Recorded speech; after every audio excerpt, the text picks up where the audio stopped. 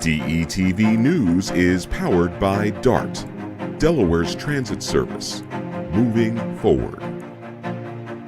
Wilmington's parking enforcement is changing how the city says they're aiming to make a difference for vehicle owners. Plus, Delaware residents are given the opportunity to register assault weapons after a new bill is passed, but concerns are being raised over the process and potential government tracking. Details ahead. And the votes are in after a recount in arguably the most hotly contested school board election in the state. Those stories and much more straight ahead on DETV News.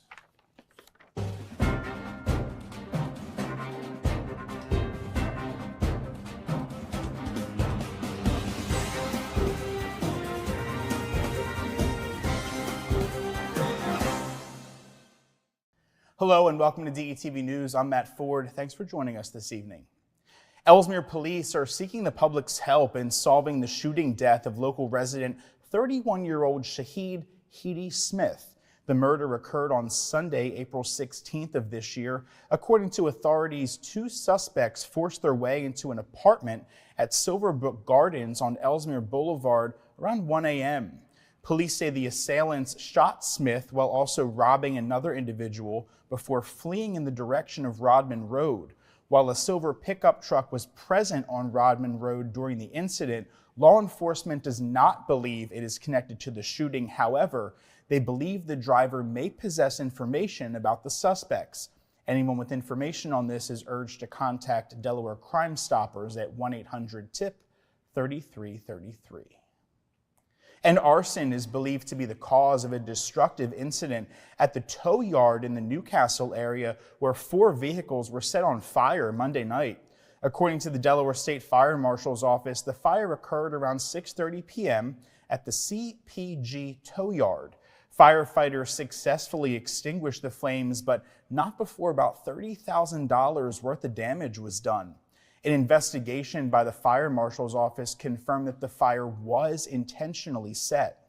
Those with any relevant information are urged to contact 302-323-5375 or send an email to fire.marshall@delaware.gov. 2 Wilmington police officers are recovering after the patrol vehicle was struck by a suspected impaired driver at the intersection of 12th and Washington Streets here in the city. The driver, 39-year-old Logan Gruber, ran a red light at high speed, causing the police SUV to flip onto its side. All people involved suffered minor injuries and were treated and released. Gruber has been arrested and is facing charges of vehicular assault and driving under the influence with a $5,000 secured bond. The Delaware Department of Safety and Homeland Security will hold registration opportunities for assault weapons with 3 designated dates for obtaining certificates in each county. The 3 dates for people from each county to get a certificate are May 27th at Delaware State Police Troop 2, June 3rd at Delaware State Police Troop 7 building down in Sussex County, and on June 10th at the Delaware State Police Bureau of Identification in Kent County. Now, according to the bill the legislature passed last year, the Department of Safety and Homeland Security won't keep copies of the certificate or other identifying information on people who get a certificate of possession. Despite that, the president of the Delaware State Sportsmanship Association said people will still be reluctant to show up because of the possibility that they could be tracked. Concerns have been raised about the timing of the certification process and the lack of clarity regarding post-listed date procedures and consequences for not having a certificate after June 30th of this year. People must provide valid identification and proof of purchase before June 30th of 2022 to obtain a certificate. The Delaware State Sportsmen's Association has expressed disappointment and has filed a lawsuit over the state about the assault weapon ban. Toshiba Graham's victory in the Appoquinimink School Board election, which took place earlier this month, has officially been confirmed following a recount on Monday. The recount, prompted by Ray Pekovis, who garnered 25 signatures for a petition after finishing just 4 votes behind Graham in the May 9th election, was carried out at the Department of Elections Newcastle County warehouse. During a public meeting at the facility, a hand count of the voting machines and absentee ballots was conducted. Petkovic emphasized that his campaign had successfully brought attention to his pledge to reduce fights within the Apo School District, which he claims Superintendent Dr. Matt Burrows subsequently addressed. When asked about the possibility of running again, he expressed concerns about personal attacks on social media, saying, quote, "Many individuals have subjected to personal attacks on a public platform, and that would deter a lot of people from entering this arena." He also expressed his desire for the Department of Elections to enhance ballot security measures. Public health officials are urging Delaware residents to take precautions against rabies, especially during the spring and summer months. The disease can be transmitted by community cats and wildlife, making outdoor activities riskier. Rabies is a recurring issue in Delaware's wildlife population. Common carriers of rabies in Delaware include community cats, bats, raccoons, skunks, and foxes. In the year 2018, Delaware experienced its first fatal human rabies case in 77 years. Rabies is nearly 100% fatal, but it can be prevented. It is primarily transmitted through bites from rabid animals, but non-bite exposures such as scratches or contact with infected saliva can also pose a risk. To ensure a safe and enjoyable summer, it is crucial to follow preventative measures and avoid rabies exposure, including the following: watching and enjoying wildlife and unknown animals from a safe distance, wearing thick gloves if you're handling a dog or cat whose vaccination history is unknown, avoid hand-feeding wildlife. If a wild animal is on your property, be sure to keep a safe distance and let it wander away. And also tightly cap or put away garbage cans where animals cannot gain access to them. You'll also want to be sure your pet, dogs, cats, and ferrets are properly immunized against rabies. Remember, it's the law. For more information, the DPH Rabies Program, just contact the information on your screen. New this week, the City of Wilmington announced City Towing Services, or CTS for short, has secured a new one-year contract for vehicle towing within the city. The contract, effective through March of next year, addresses various aspects that the city says will better accommodate vehicle owners and modify towing requirements. Key provisions of the contract include the following: no towing or storage fees for average-sized vehicles under 8,000 pounds, towing and daily storage fees for oversized vehicles based on state-prescribed rates after the 8th day of storage, extended vehicle storage period of 60 days before CTS can initiate the legal process to claim title. CTS must notify the city's police chief and finance director 2 weeks in advance before initiating the legal process. Approval required from the city for CTS to hire subcontractors for towing beyond their capacity. CTS must also provide a copy of the certified notice sent to registered owners and lien holders within 72 hours of towing. Vehicle owners have 24/7 access to the storage lot without charge for retrieving their vehicle or personal belongings. Now, Wilmington Mayor Przicki says he believes that these changes will allow delinquent vehicle owners more time to pay fines and reclaim their vehicles. The contract aligns with the city's goal of improving parking enforcement by reducing ticket issuance and vehicle towing. Over the past month, we've been highlighting a series focusing on the trials and tribulations of parking and towing here in the city of Wilmington. Parking advocate Ken Grant says he's been getting quite a response from residents and visitors alike. This week, we meet Carrie, whose car has been booted once and towed twice, for which she says is no apparent reason. Take a look.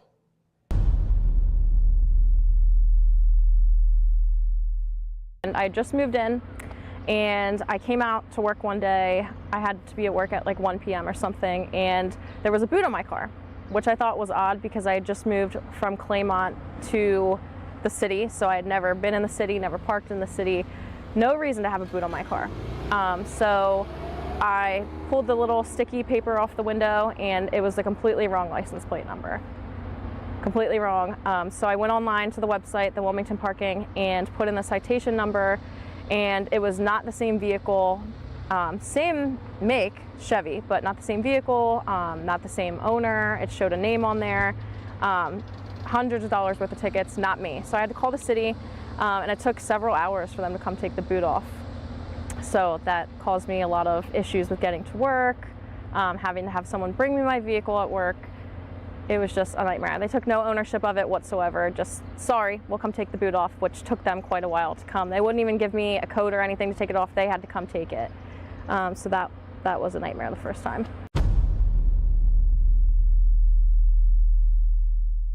Okay, so I was working. I work from home, and I heard, I'm like used to certain noises like buses, stuff like that, but I heard a certain type of truck noise and I was like, what is going on out there?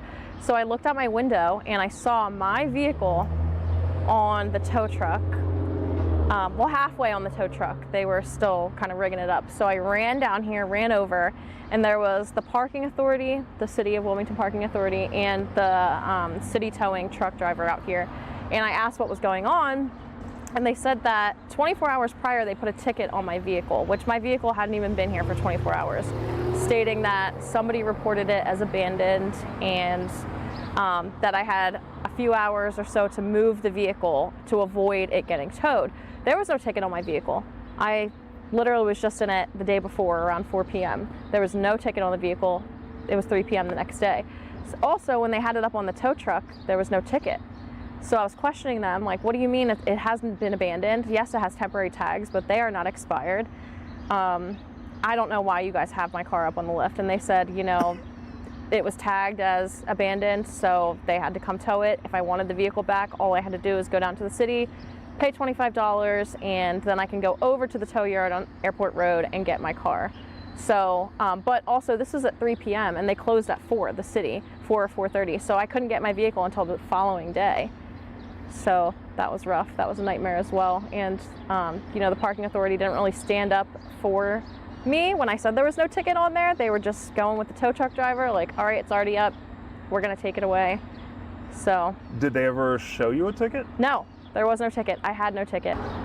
Okay, so according to the City of Wilmington City Code, Section 37123, we have a whole section there about abandoned vehicles. So, let me ask you, Carrie, was the vehicle obstructing the flow of traffic on this street? No. Okay. Was it in an area designated as no parking? No. Okay. Was it inoperable? No. So when you picked it up at the tow yard, you were able to just put the key in and drive it away? Yes. Okay. Was it dismantled, wrecked, or did it display any expired registration plates? No. Okay. Were the tires properly inflated? Yes. Okay, so it doesn't look like this fits any of the definitions of abandoned by either the city code or the state code.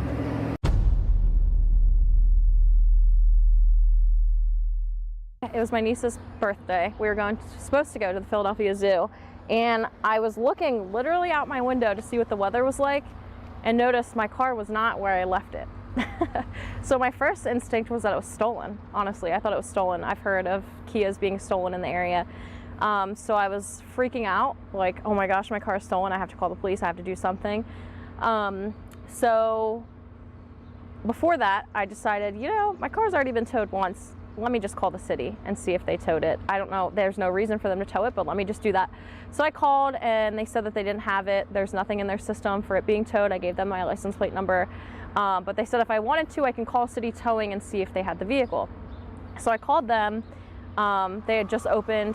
It was like 8 or 9 a.m. and they told me that they would look. I gave them my license plate number and the VIN off paperwork that I have, and they called me back about an hour later saying that they had it. They had the vehicle, but they had to verify with the city that there was nothing against it, no tickets that need to be paid, XYZ. So that took essentially all day. They called me back at 2 p.m. and told me that I had to be there by 3 o'clock to get the vehicle, or I had to wait until Monday morning. So there was no way for me to get there. I went to the Philadelphia Zoo with my family, so I could not get there. So I had to wait all weekend to go get my vehicle that Monday morning. And I didn't have to sign anything. I just had to prove that it was my vehicle, and they gave me access to go back there and get it and drive it off the lot. So that's the story on that one. So you didn't have to pay a release fee that time? No. Just had to go a weekend without a car? Yep. Yeah. And did they ever explain why it was No. No explanation. Just that they had it. They had to verify with the city that there was no tickets or anything against it.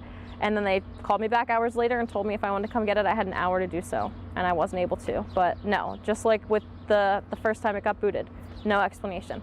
No reasoning why. I guess I just have to understand it's their mistake. Just move on from it. Do you feel like the city just wants your car? Somewhat, yeah.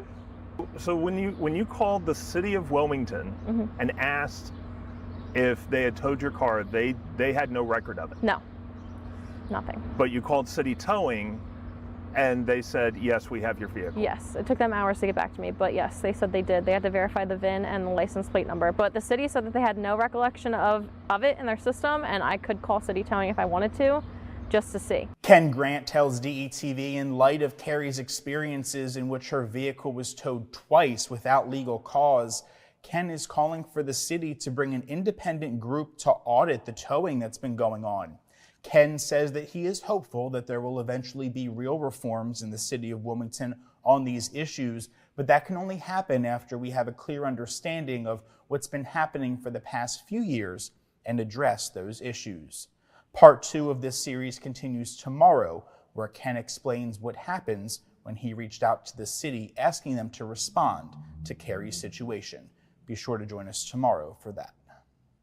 Wawa's long-awaited Christiana location is set to open on Thursday. The new location is off Route 273 next to University Plaza and across from the Christiana Town Center. A ribbon-cutting ceremony will be held at 8 a.m. offering free t-shirts to the first 100 customers and free coffee all day. Another Wawa is scheduled to open in Georgetown this summer, while plans for 2 stores along South College Avenue in Newark, including the company's first drive-through location in Delaware, are in progress as well. We can never have enough Wawas, can we? Well, that's going to do it for tonight's edition of DETV News. Be sure to like and follow us all across your favorite social media platform. And while you're there, take a look at our website. That's detvch.com. For tonight's news, I'm Matt Ford. I'll see you again tomorrow.